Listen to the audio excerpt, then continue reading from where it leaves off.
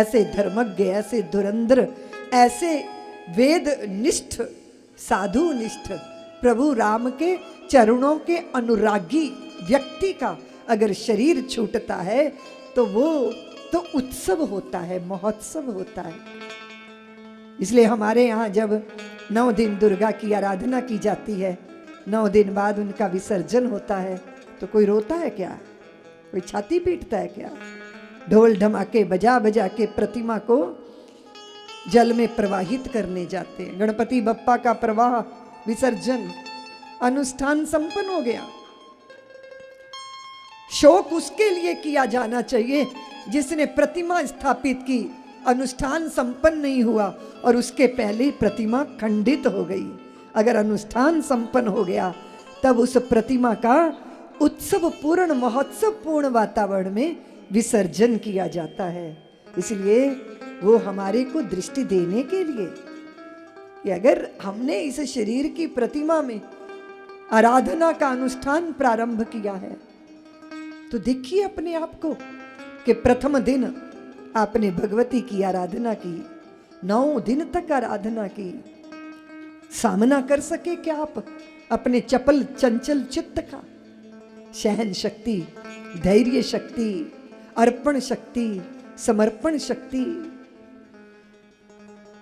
और बीच में फिर आपने काली की आराधना की, काली की आराधना की। आपने निश्चय किया कि अगर विपरीतता आएगी तो उसको फेस करेंगे, उसका सामना करेंगे, डरेंगे नहीं, भयभीत नहीं होंगे, पलायन नहीं करेंगे, अपने देहाध्यास के विरुद्ध खड़े होंगे। भगवती ने हाथ में कैसे मुंड पकड़ा है ना राक्षस का, गर्दन काट ली है। कौन है ये देहाभिमान है।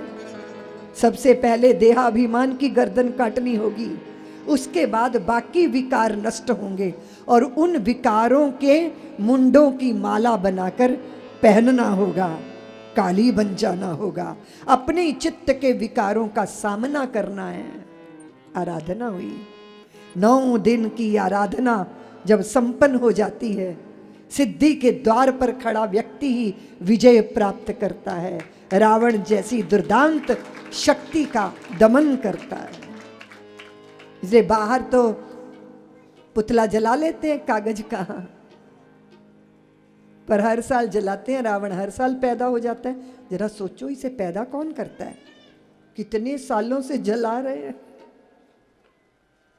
विचार कीजिए जरा।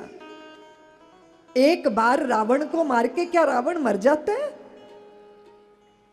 आपके चित्त के विकारों को आप दमन कर लो, क्या गारंटी है दोबारा नहीं पैदा होंगे?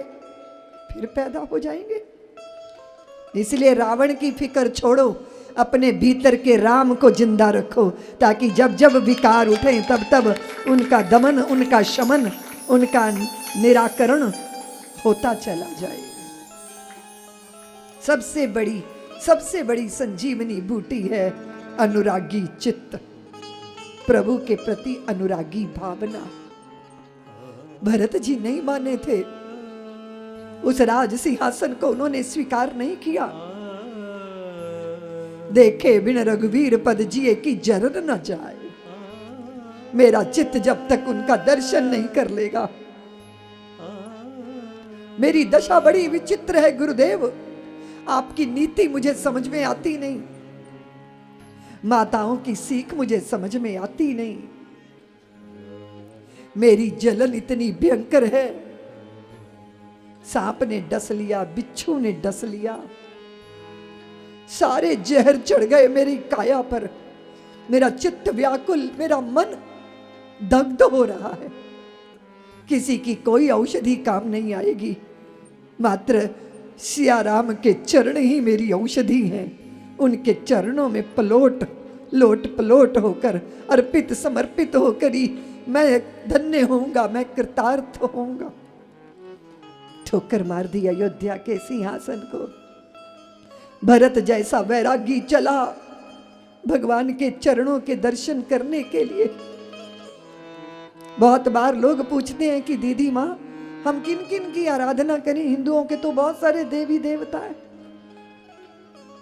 हमें लगता है कि अगर दुर्गा को पूजेंगे तो गणपति ना नाराज हो जाएं, गणेश को पूजेंगे तो भोले बाबा ना रुष्ट हो जाएं, और फिर रामकृष्ण को भला कैसे भूल सकते हैं। तो मैंने कहा कि आप देखिए, अगर आप किसी भी पूजा अर्चना को प्रारंभ करते हो तो पहले गणेश को मनाते हो ना। एक दंत जियावंत, चार भुजाधारी, माथे सिंदूर सोए, मूसे की सवारी। गणपति को मनाते हैं, भगवती जगदम्बा को मनाते हैं, सूर्य नारायण को अर्घ देते हैं, सूर्य नमस्कार करते हैं। लेकिन जितने देवताओं को प्रणाम करते हैं उनसे क्या कहते हैं कि जो हमारे आराध्य हैं, जो हमारे इष्ट हैं, उनके प्रति हमारा अनुराग प्रबल होना चाहिए, उनकी भक्ति दृढ़ हो। सभी देवताओं को मनाइए, पर उन देवताओं से आशीर्वाद मांगिए जो आपके इष्ट हैं, उनके प्रति आपकी निष्ठा दृढ़ हो। भरत जी की निष्ठा अक्षुण है, उन्हें दुविधा नहीं है, उन्हें द्वंद्व नहीं है। सब्सक्राइब करें साध्वी ऋतंभरा जी के YouTube चैनल को और हमारे वीडियो को सबसे पहले देखने के लिए बेल आइकन को दबाना न भूलें।